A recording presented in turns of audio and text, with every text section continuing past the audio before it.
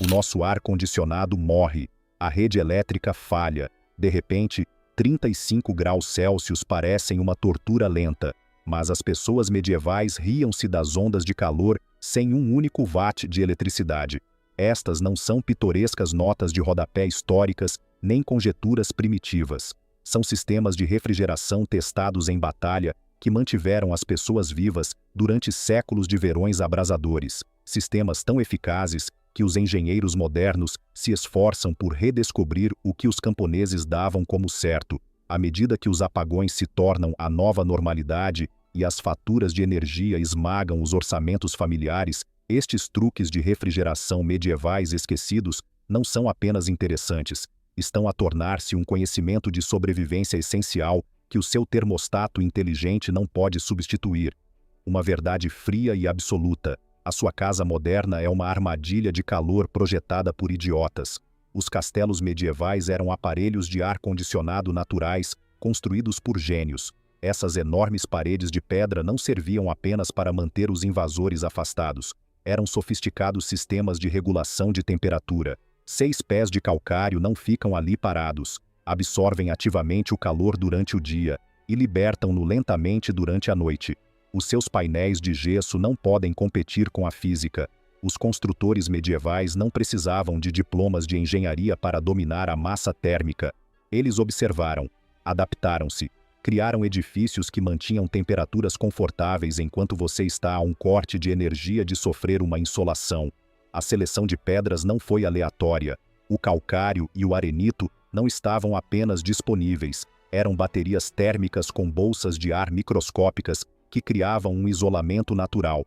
O seu isolamento sintético avançado desmorona-se em décadas. Eles continuam a funcionar depois de 800 anos. As casas medievais tinham cantos refrescantes, lugares onde a interseção das paredes de pedra criava microclimas naturalmente mais frescos. A família não se queixava do calor, simplesmente transferiam as atividades cotidianas para estas zonas mais frias à medida que o sol viajava pelo céu.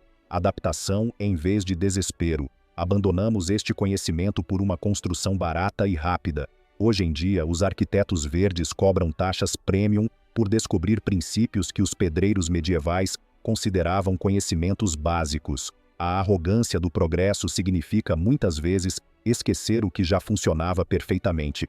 2. Máquinas de fazer gelo no deserto. Os engenheiros persas medievais mantinham gelo no calor do deserto, a 43 graus Celsius, enquanto o seu congelador falhava durante um apagão de 3 horas. Ainda se sente inadequado? O seu sistema de refrigeração combinava captadores de vento, badgers e canais de água subterrâneos, canats, numa rede tão eficaz que mantinha os depósitos de gelo no deserto sem uma única peça móvel, sem eletricidade, sem combustível, sem manutenção, apenas inteligência arquitetônica que entendia o fluxo de ar antes mesmo de a aerodinâmica ser uma palavra. Em cidades como Yazd, bairros inteiros mantinham-se confortáveis sem consumir energia. O sistema era tão eficaz que as casas de gelo, conhecidas como yakshaws, armazenavam gelo invernal durante todo o verão com um derretimento mínimo. Armazenamento de gelo no deserto sem refrigeração. Enquanto isso, a sua energia pisca e você entra em pânico porque o gelado derrete. As implementações modernas destes princípios reduziram os custos de refrigeração entre 60% e 80% nos edifícios contemporâneos. A tecnologia não requer eletricidade, tem zero pegada de carbono, necessita de manutenção mínima e funciona silenciosamente. De repente, a sua unidade de ar-condicionado barulhenta e devoradora de energia parece primitiva em comparação. Consideramo-nos avançados enquanto reinventamos tecnologia que já existia há séculos. Talvez o verdadeiro progresso fosse admitir que temos estado a retroceder. 3. A revolução da refrigeração cerâmica. O seu frigorífico precisa de eletricidade, freon e manutenção regular. As pessoas medievais arrefeciam a sua comida e bebida com um pedaço de argila e física básica. O botijo e a alcarraza, recipientes de cerâmica não vidrada utilizados em toda a Espanha medieval, não eram simplesmente recipientes de água, eram engenhosos dispositivos de arrefecimento por evaporação que podiam reduzir as temperaturas em até 11 graus Celsius usando apenas argila porosa e as leis da termodinâmica. Quando as moléculas de água se evaporam, roubam calor. 1 grama de água, ao evaporar-se, remove 580 calorias de calor do seu ambiente. Os artesãos medievais não precisavam de manuais de termodinâmica para dominar isto. Otimizaram a composição da argila especificamente para controlar a refrigeração, de modo a maximizar o efeito sem desperdiçar água. Utilizando este princípio, construíram-se zonas de arrefecimento inteiras. Na Espanha medieval, os vãos das paredes cheios de vasos porosos convertiam secções inteiras das casas em aparelhos de ar-condicionado naturais. Sem partes móveis, sem fonte de energia, sem programa de manutenção, apenas uma refrigeração elegante e eficaz que funcionou durante séculos. Perdemos este conhecimento tão completamente que agora os consumidores modernos pagam centenas por arrefecedores evaporativos de plástico que se partem em poucos anos. Enquanto as versões de cerâmica funcionaram durante décadas, o progresso nem sempre avança. Às vezes trata-se de redescobrir aquilo que arrogantemente descartamos. 4. A sobrevivência do sono. Você dá voltas na cama sob o calor do verão, culpando o seu colchão, o seu parceiro, as suas hormonas, tudo exceto a sua ignorância fundamental das técnicas de refrigeração que os camponeses medievais dominaram há séculos. Ao contrário dos nossos quartos fixos, os locais para dormir medievais migravam sazonalmente. No verão, as pessoas dormiam no nível mais baixo da casa, o que agora chamamos de cave, onde o solo mantinha a temperatura entre 5 graus Celsius e 8 graus Celsius, mais fresca do que nos pisos superiores. Não lutaram contra a natureza, trabalharam com ela. As suas camas de verão não eram armadilhas de calor feitas de espuma viscoelástica. Utilizavam esteiras de cana tecidas sobre armações elevadas, o que permitia a circulação do ar por baixo e a volta das pessoas a dormir. Nas regiões mediterrânicas, estas plataformas mantinham os corpos a uma altura entre 30 e 300 centímetros do chão, precisamente na camada de ar mais fria da sala. Eles entenderam a convecção antes de ela ter um nome científico. O elemento genial foi o lençol refrescante medieval. Tecido de linho embebido em água até ficar apenas úmido e depois estendido sobre a pessoa que dorme. À medida que a água se evaporava, extraía calor do corpo durante toda a noite. Este arrefecimento noturno proporciona horas de conforto durante as noites mais quentes, enquanto você gasta centenas em cobre-colchões refrescantes que não rendem o suficiente. Eles até dominaram o controle do tempo. Textos medievais detalham horários específicos para abrir e fechar janelas, de acordo com a estação e a hora, criando ciclos de ventilação natural otimizados para os seus edifícios. Você provavelmente abre as janelas exatamente na hora errada, aprisionando o calor em vez de o libertar. A almofada refrescante medieval de linho recheada com cascas de trigo sarraceno proporcionava uma dissipação de calor natural, onde a espuma viscoelástica aprisiona o calor corporal como um isolante. A sua tecnologia não era primitiva, foi perfeitamente adaptada para funcionar sem fontes de energia externas. A sua falha no momento em que a infraestrutura falha. 5. Cadeia de frio subterrânea. O seu frigorífico avaria e você entra em pânico com a deterioração dos alimentos. As pessoas medievais mantinham alimentos frescos durante os meses de calor do verão sem um único watt de eletricidade. A câmara frigorífica medieval não era simplesmente um buraco no chão.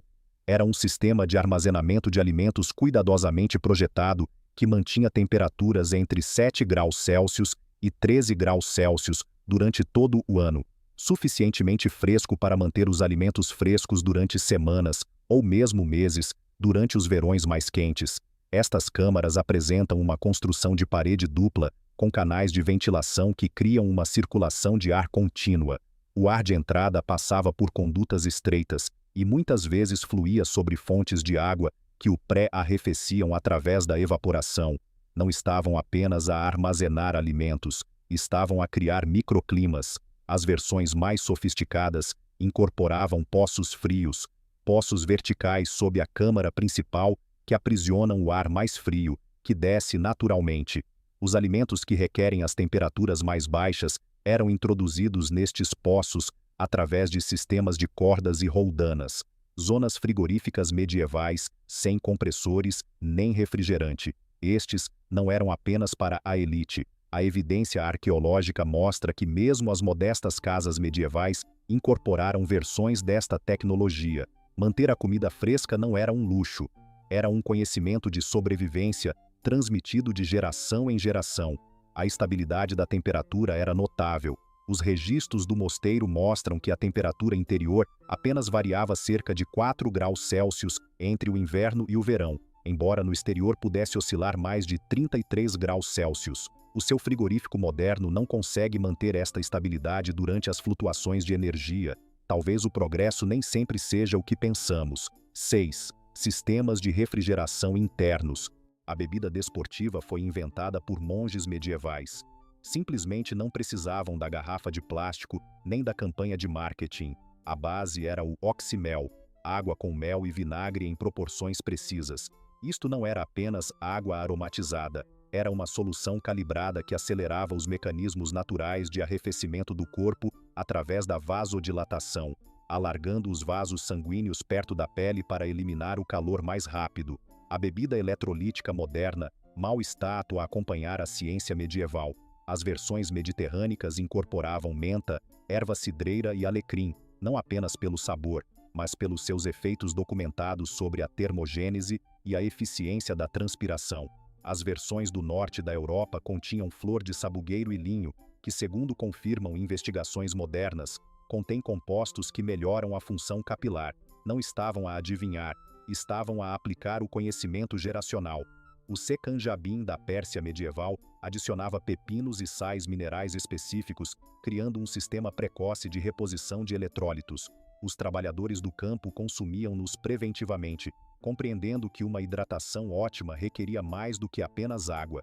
Tinham convertido a prevenção da insolação numa ciência.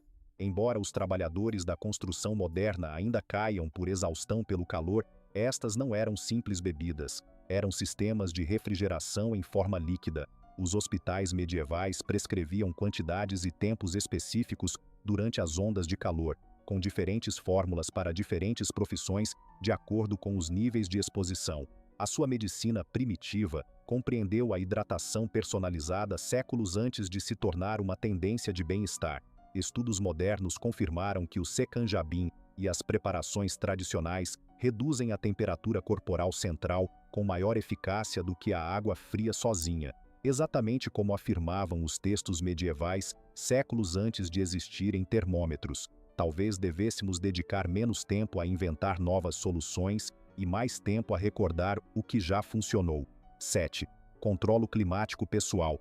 Peças de vestuário refrescantes medievais. A sua camisola desportiva que absorve a umidade custa $50 e desfaz-se num ano. As peças de vestuário refrescantes medievais duraram décadas e superaram os tecidos técnicos sem uma única fibra sintética. A roupa de verão medieval não era apenas roupa de inverno mais leve. Tratava-se de um sofisticado sistema de refrigeração multicamadas que criava uma gestão pessoal do microclima. As peças exteriores apresentavam padrões de pregas específicos que criavam efeitos de fole, bombeando o ar através do corpo com cada movimento. Eles projetaram um fluxo de ar dentro do próprio tecido. Entenderam as características dos tecidos sem necessidade de diplomas em ciência dos materiais. O linho não era apenas utilizado por disponibilidade. A sua estrutura de fibra oca absorve ativamente a umidade da pele mais rápido que o algodão, enquanto a sua superfície lisa evita que o suor adira à pele e aprisione o calor. A sua mistura de poliéster não pode competir com o seu linho. A genialidade estava na sua física de camadas. As camadas exteriores de cores claras refletiam o calor radiante, enquanto camadas inferiores específicas criavam espaços de ar que proporcionavam isolamento, não para manter o calor dentro, mas para mantê-lo fora. Este é o mesmo princípio utilizado na roupa do deserto moderna, mas foi compreendido séculos antes. Eles dominaram a gestão do calor enquanto você ainda está zenil a pensar no que vestir quando está calor. As aberturas estratégicas nas peças de verão não eram decorativas. Localizavam o fluxo de ar nas áreas do corpo com maior umidade, pescoço, axilas e costas, especificamente para acelerar o arrefecimento por evaporação, onde é mais eficaz. A sua roupa não era apenas uma cobertura, Era um sistema de arrefecimento ativo. Até as suas tinturas eram funcionais. Os linhos tingidos medievais com wood, pastel, bloqueiam quase 85% da radiação UV, comparável ao protetor solar FPS 15. Protegiam-se dos danos na pele séculos antes de descobrirmos a radiação UV. Os seus antepassados não eram primitivos, eram gênios práticos cujo conhecimento descartamos arrogantemente. 8. Refrigeração verde medieval. O seu telhado verde sustentável é uma tecnologia medieval com um departamento de marketing. Eles dominaram a refrigeração botânica quando seus antepassados ainda estavam a descobrir como construir um abrigo básico.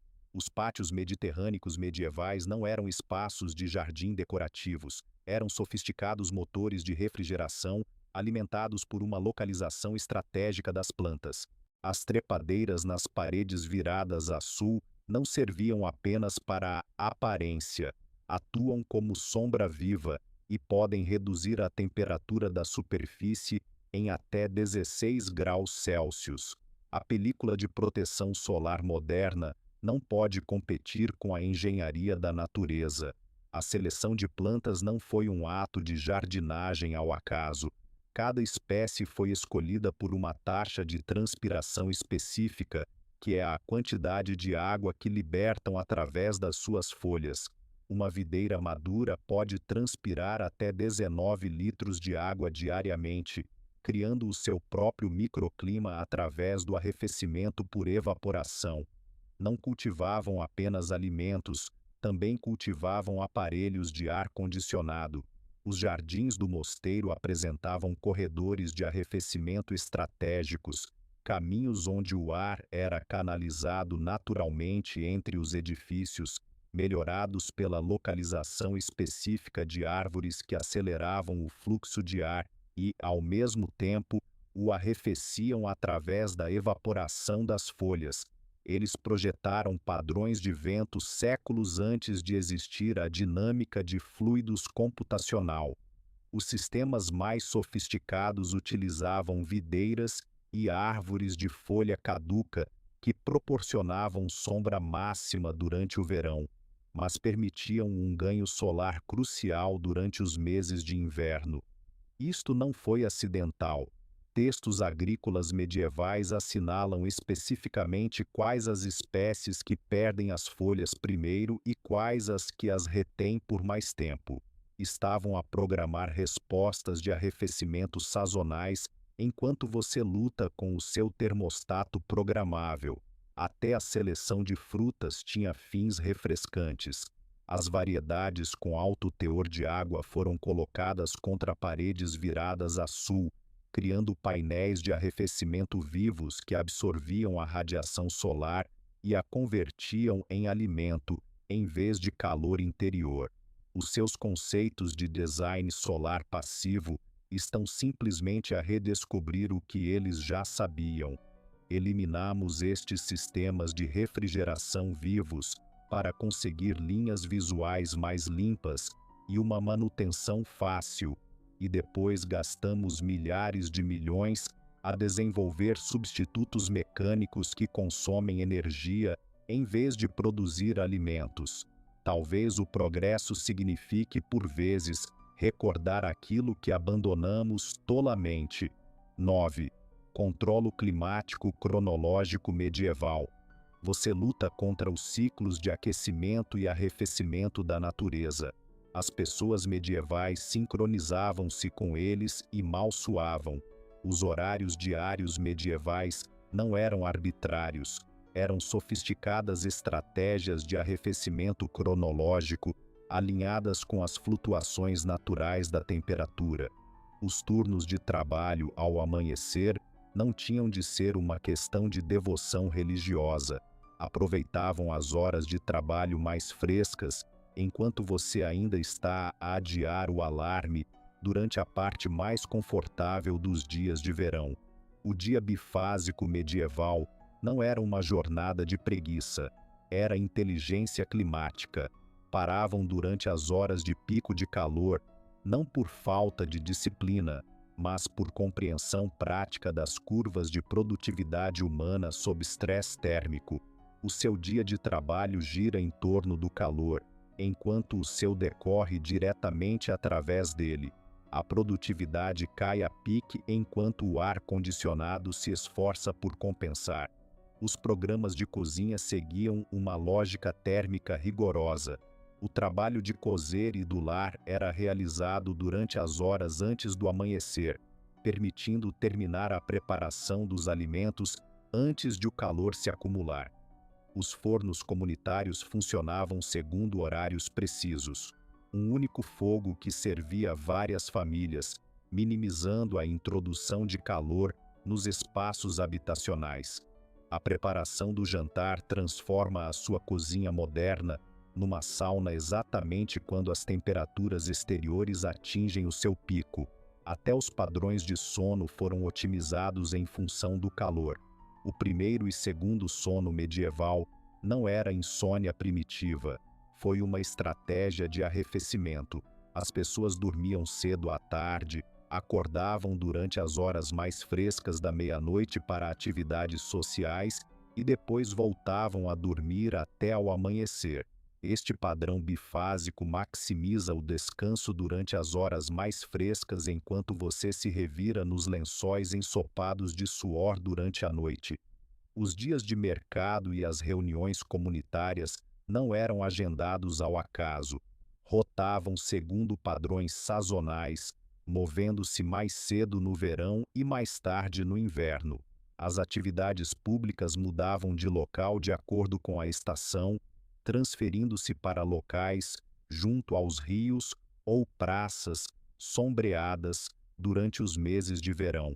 Reestruturaram calendários sociais inteiros em torno do conforto térmico, enquanto você programa casamentos ao ar livre em julho e se surpreende quando os convidados sofrem. A migração sazonal medieval dentro das casas era sistemática. Os espaços habitacionais rodavam dentro do edifício à medida que as estações mudavam. Os pisos superiores no inverno para captar calor, os pisos inferiores no verão para arrefecer. Os próprios móveis eram mudados de lugar sazonalmente, não lutaram contra a realidade térmica, adaptaram-se a ela, enquanto você mantém os mesmos padrões de vida durante todo o ano. Queimar energia para forçar o conforto em vez de mudar os hábitos. O arrefecimento baseado no tempo mais sofisticado surgiu do conhecimento meteorológico preditivo. Indicadores barométricos como pinhas, algas e dores nas articulações não eram superstição. Eram sistemas de alerta precoce que permitiam tomar medidas de arrefecimento preventivas antes de as ondas de calor chegarem. Preparavam-se para os desafios térmicos enquanto você ainda está surpreendido com a previsão do tempo. Os seus antepassados não só sobreviviam ao calor, superavam-no em muito através de uma disciplina cronológica que não requeria tecnologia para além de um relógio de sol. Talvez o verdadeiro controle climático não consista em dominar a natureza com maquinaria, mas em alinhar-se com os seus ritmos através de algo que quase perdemos: a adaptabilidade. Conclusão: da próxima vez que a eletricidade falhar durante uma onda de calor e o pânico se instalar, lembre-se disto. Durante séculos as pessoas mantiveram-se frescas sem um único eletrão de eletricidade. Não sobreviveram por acidente ou sorte. Dominaram a gestão do calor através da observação, da adaptação e do engenho prático. A verdadeira questão não é se as técnicas de arrefecimento medievais ainda funcionam. Muitas vezes funcionam melhor do que as nossas alternativas modernas. A questão é se somos suficientemente humildes para aprender com o passado, em vez de assumir arrogantemente que o novo significa sempre melhor. Os seus antepassados não eram versões primitivas de si. Em muitos aspectos, eram mais resilientes, mais engenhosos e mais sintonizados com os sistemas naturais do que podemos imaginar. Talvez o verdadeiro progresso não seja inventar novas dependências, é recordar como viver sem elas. Quando a rede falha e as temperaturas sobem, quem sobreviverá melhor? O camponês medieval com conhecimentos práticos de refrigeração ou o consumidor moderno que não pode funcionar sem uma tomada elétrica a funcionar?